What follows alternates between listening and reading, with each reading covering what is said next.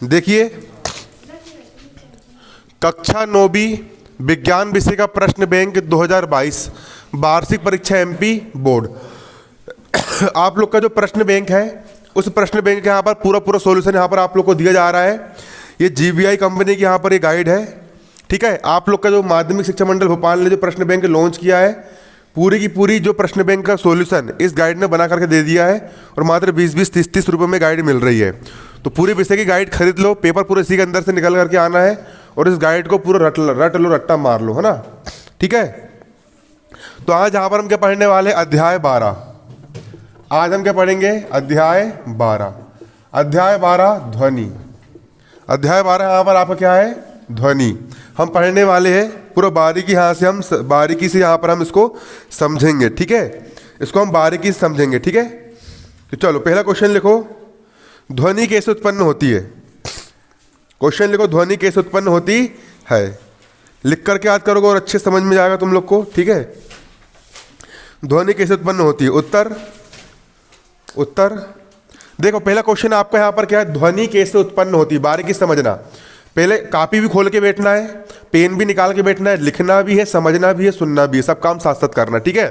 भले गाइड है तुम्हारे पास, लेकिन फिर भी लिखना है, लिखने से और अच्छे से याद हो जाएगा, ठीक है। पहले देखो, पहला क्वेश्चन आज आएगा पेपर में, ध्वनि कैसे उत्पन्न होती है। ध्वनि किसको बोलते हैं। मैंने यहाँ पर बोला मैं यहाँ पे बोल रहा हूँ, तो मेरे मुख से क्या उत्पन्न हो रही है, ध्वनि उत्पन्न हो रही है। तो ध्वनि एक प्रकार की क्या होती है, ऊर्जा होती है। ध्वनि किसका रूप होता है, ऊर्जा का रूप होता है। तो ध्वनि ऊर्जा का रूप होता है जो हमारे कानों में श्रवण संवेदना उत्पन्न करता है।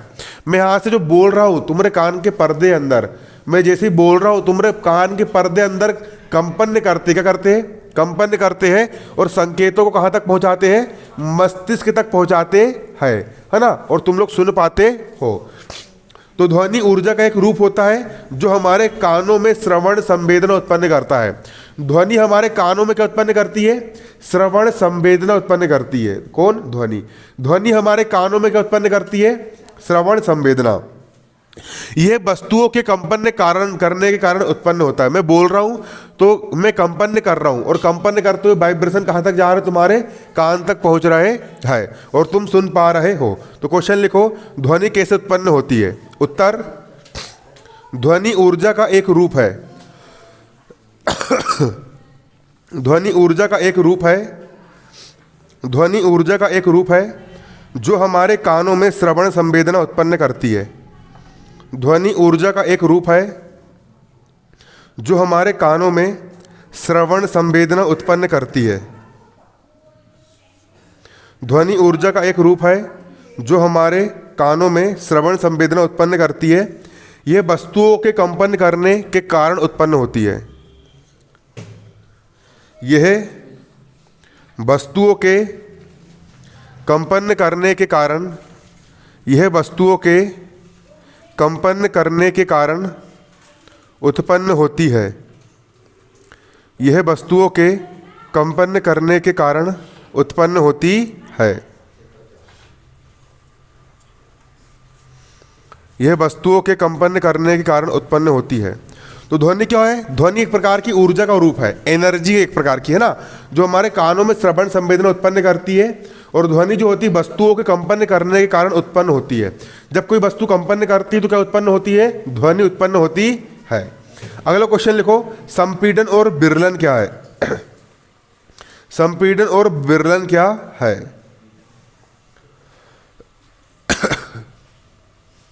संपीड़न और विरलन क्या है, ठीक है। संपीड़न और विरलन क्या है, तो यहां पर समझना, जब अपन कुछ बोलते हैं, अपन कुछ क्या करते हैं, बोलते हैं, या फिर कोई डीजे बजता है, उससे साउंड निकलता है, तो क्या होता है, ध्वनि निकलती है। और जो एनर्जी निकलती है वो किस रूप में निकलती है, देखो ऐसे निकलती है। संपीड़ित हो गई मतलब दब जाएगी, फिर विरलन मतलब फैल जाएगी, फिर दब जाएगी, फिर फैल जाएगी, मतलब इस प्रकार चलती है वो। देखो, संपीड़ित फिर विरलन, संपीड़न मतलब दबाव, फिर विरलन, संपीड़न विरलन, ऐसे करते हुए इस प्रकार से कौन आगे बढ़ती है, ध्वनि ऊर्जा क्या होती है, आगे बढ़ती है। इसी को हम क्या कहते हैं, संपीड़न और विरलन कहते हैं। क्वेश्चन लिखो, संपीड़न और विरलन क्या है। उत्तर, क्वेश्चन लिखो, संपीड़न और विरलन क्या है, उत्तर लिखो। जब कोई कंपमान वस्तु, इसको मैं भी खरीद लूंगा पूरा ना। जब कोई कंपमान वस्तु आगे की ओर कंपन करती है, जब कोई कंपमान वस्तु आगे की ओर कंपन करती है, जब कोई कंपमान वस्तु आगे की ओर कंपन करती है तो अपने सामने की वायु को संपीड़ित करती है, तो अपने सामने की वायु को संपीड़ित करती है, तो अपने सामने की वायु को अब जो अच्छा आ गया तुम्हारी गाइड, अब इससे पूरा 6 के 6 बजे तुमको रटवा दूंगा पेपर के पहले तक, है ना। एक काम करो, सब लोग ये गाइड खरीद के ला लो, फिर मैं लिखवाऊंगा नहीं, सिर्फ समझाऊंगा ही समझाऊंगा। एक दिन में 2-3 पार्ट फिर समझा के पूरा खत्म कर दूंगा, ठीक है। लिखो आगे, जब कोई कंपमान वस्तु आगे की ओर कंपन करती है तो अपने सामने की वायु को संपीड़ित करती है, तो अपने सामने की वायु को संपीड़ित करती है। अच्छा, सी जनरल स्टोर से लेके आया ना, अच्छा ठीक है ना, हाँ मिल जाएगी। तो अपने सामने की वायु को संपीड़ित करती है, लिखो। तो अपने सामने की वायु को संपीड़ित करती है और इस प्रकार एक उच्च दाब का क्षेत्र उत्पन्न होता है, और इस प्रकार एक उच्च दाब का क्षेत्र उत्पन्न होता है, और इस प्रकार एक उच्च दाब का क्षेत्र उत्पन्न होता है। इस क्षेत्र को संपीड़न कहते हैं, इस क्षेत्र को संपीड़न कहते हैं, इस क्षेत्र को संपीड़न कहते हैं, इस क्षेत्र को संपीड़न कहते हैं। यह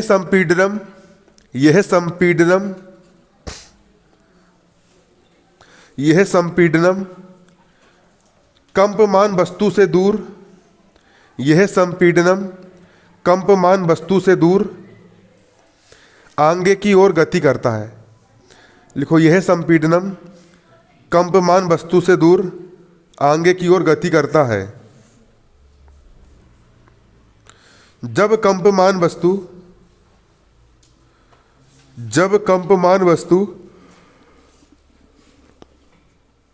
पीछे की ओर कंपन करती है, जब कंपमान वस्तु पीछे की ओर कंपन करती है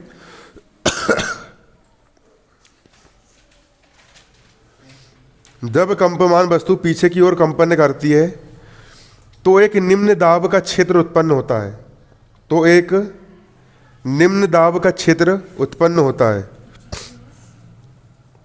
जब कंपमान वस्तु पीछे की ओर कंपन करती है तो एक निम्न दाब का क्षेत्र उत्पन्न होता है, तो एक निम्न दाब का क्षेत्र उत्पन्न होता है, जिसे विरलन कहते हैं, जिसे विरलन कहते हैं, जिसे विरलन कहते हैं। जब वस्तु कंपन करती है, जब वस्तु कंपन करती है अर्थात आगे और पीछे,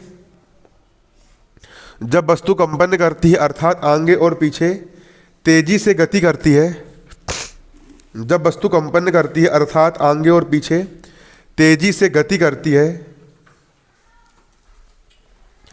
अर्थात आगे और पीछे तेजी से गति करती है, तो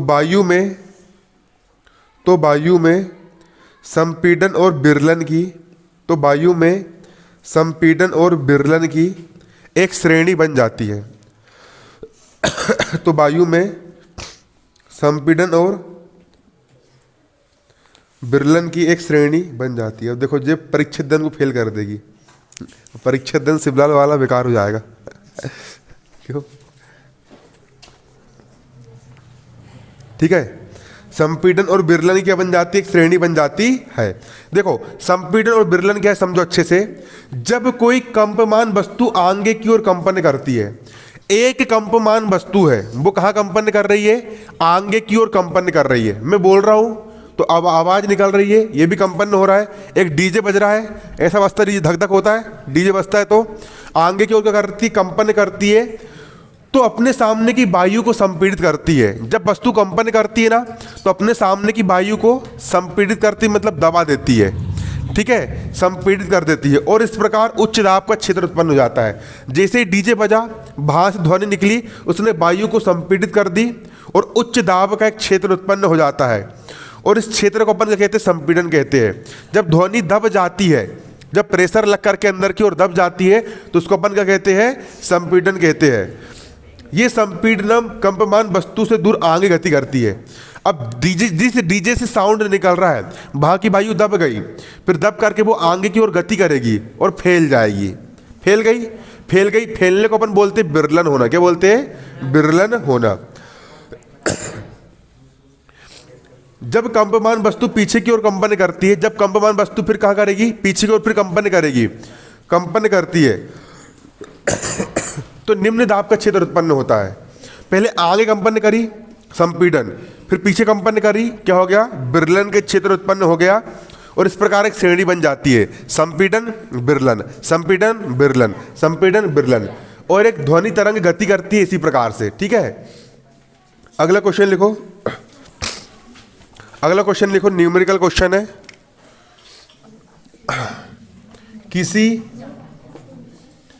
किसी ध्वनि स्रोत की आवृत्ति, किसी ध्वनि स्रोत की आवृत्ति 100 Hz है, हर्ट्ज है। एक मिनट में यह कितने बार कंपन करेगी, कितने बार कंपन करेगी। ठीक है, इसको अपन करने वाले, हल करने वाले हैं। तो यहां पर देखो, स्रोत की आवृत्ति, स्रोत की आवृत्ति बराबर कितनी है, 100 Hz है, मतलब 100 सेकेंड इनवर्स है। अभी समझाऊंगा, पहले इसको उतारो ना। 1 सेकेंड में कंपन, 1 सेकेंड में कंपन की संख्या कितनी है, 100 है। तब 1 मिनट या 60 सेकेंड में कंपनों की संख्या बराबर 100 गुणित 60 बराबर 6000। ठीक है, कितनी हो गई, 6000 हो गई। कितनी हो गई, 6000 निकल करके आ गई। आगे 6000 निकल करके देखो, यहां पर आपका प्रश्न कह रहा है किसी ध्वनि स्रोत की आवृत्ति कितनी है, 100 हर्ट्ज है। कितनी है, 100 हर्ट्ज है। ध्वनि की आवृत्ति कितनी है, 100 हर्ट्ज है। ठीक है, 1 मिनट में, कितने मिनट में, 1 मिनट में यह कितनी बार कंपन करेगी, 1 मिनट में कितनी बार कंपन करेगी। तो देखो, स्रोत की आवृत्ति कितनी दी, यहां पर स्रोत की आवृत्ति 100 हर्ट्ज दी है, तो स्रोत की आवृत्ति बराबर कितनी होगी, 100 हर्ट्ज हो गई, बराबर 100 का हो गया 100 हर्ट्ज को अपन लिख सकते हैं सेकेंड इनवर्स। क्या लिख सकते हैं, सेकेंड की घात ऋण 1, मतलब सेकेंड इनवर्स, है ना। तो 1 सेकेंड में, इसका मतलब है कि 1 सेकेंड में कंपनों की संख्या कितनी है, 100 दी है। कितनी दी है, 1 सेकेंड में कंपनों की संख्या कितनी है, 100 है। तो एक हमको ज्ञात करना है यहाँ पर 1 मिनट में कितने कंपन करेगी।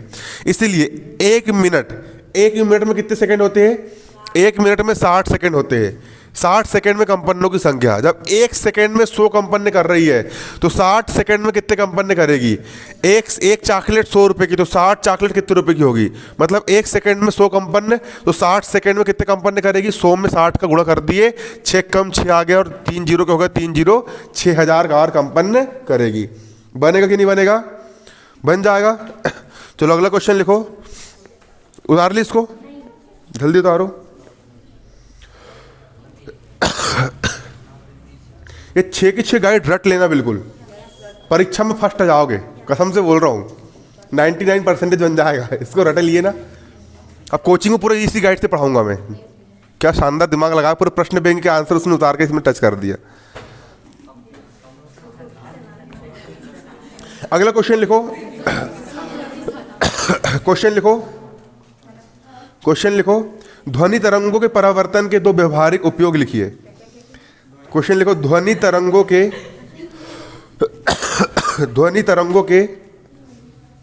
परावर्तन के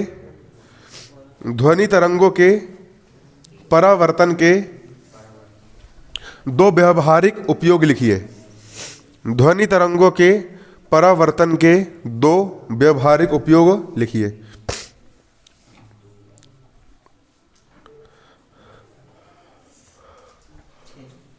ध्वनि तरंगों के परावर्तन के दो व्यवहारिक उपयोग लिखिए। ध्वनि तरंग का परावर्तन किसको बोलते हैं? कोई ध्वनि निकल रही, देखो यहां समझिए, ध्वनि निकली, ये टकराएगी आगे, ये ध्वनि निकल रही है। देखो ये ध्वनि आ रही है, संपीड़न बिल रहा, आई ध्वनि, आई स्लो मोशन में बता रहा हूं मैं, आई टकराई और टकरा के वापस लौट गई। इसको अपन परावर्तन कहते हैं कि कोई चीज आई, टप्पा खाई और वापस लौट गई, उसको अपन क्या बोलेंगे? परावर्तन कहेंगे। तो ध्वनि का जो परावर्तन होता है उसके व्यवहारिक अनुप्रयोग काय में होते हैं। तो पहला होता है, डॉक्टर एक कान में यंत्र लगाता है, उससे दिल की धड़कन यहाँ पे नापता है, धक धक धक धक होता है यहाँ पर दिल की धड़कन, ठीक है। अरे इधर नहीं, दिल इधर होता है, ठीक है ना। आया समझ में? तो क्या होता है? परावर्तन होता है। क्या ध्वनि तरंगों क्या होता है? परावर्तन। क्या होता है? परावर्तन। तो यहां पर समझना, पहले समझ लो, स्टेथोस्कोप एक चिकित्सा यंत्र है जो डॉक्टर के कान में लगा होता है ना, जिससे वो दिल की धड़कन नापता है, उसको बोलते हैं स्टेथोस्कोप। ये एक चिकित्सा यंत्र होता है जो शरीर के अंदर मुख्यतः हृदय और फेफड़ों में उत्पन्न होने वाली ध्वनि सुनने काम आता है। ये क्या सुनने काम आता है? हमारे जो फेफड़े में ध्वनि उत्पन्न होती है उससे डॉक्टर उसको सुन लेता है। ये किस कारण सुन पा रहा है? क्योंकि ध्वनि का क्या हो रहा है? परावर्तन हो रहा है। कंसर्ट हॉल, सम्मेलन कक्ष और सिनेमा हॉल। जो सिनेमा हॉल होता है, देखियो तुम लोग ने गए हो कभी थिएटर वगैरह? मैं गया था, पुष्पा पिक्चर देख के आया था मैंने, अच्छी लगी थी, है ना। सिनेमा हॉल की छत जो होती है, सिनेमा हॉल की छत देखना कैसी होती है मालूम है? ऐसी बकराकार बनाई जाती है ना। बकराकार मतलब ये ऐसी राउंडेड बनाई जाती है, ठीक है, ठीक है, ताकि क्या हो सके, वहां पर देखना, तुम पिक्चर देखोगे ना तो जैसे किसी ने मुक्का मारा, है ना, तो आवाज तुमको पीछे से आएगी कि कोई तुमको मुक्का मारने वाला करके, ठीक है। तो क्यों आती है ऐसी आवाज पीछे से? क्योंकि ध्वनि परावर्तित होती है और वहीं पर क्या होती है? वो गूंजती रहती है ना। कंसर्ट हॉल, सम्मेलन कक्ष और सिनेमा हॉल की छत कैसी बनाई जाती है? बकराकार बनाई जाती है, जिससे परावर्तन के पश्चात ध्वनि जो है वो संपूर्ण हॉल में क्या हो सके? गूंज सके, कंपन कर सके, ठीक है। तो लिखो उसका उत्तर। स्टेथोस्कोप एक चिकित्सा यंत्र है। स्टेथोस्कोप, आधा सा टामे की मात्रा टे, थाम्यो की मात्रा थो, स्टेथोस्कोप। स्कोप एक चिकित्सा यंत्र है, एक चिकित्सा यंत्र है जो शरीर के अंदर मुख्यतः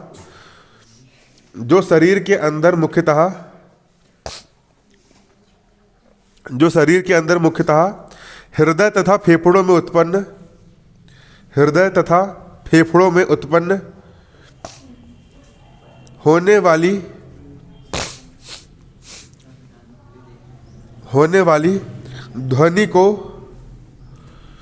ध्वनि को सुनने में काम आता है। ध्वनि को सुनने में काम आता है। ध्वनि को सुनने में काम आता है। दूसरा पॉइंट लिखो। दूसरा, कंसर्ट हॉल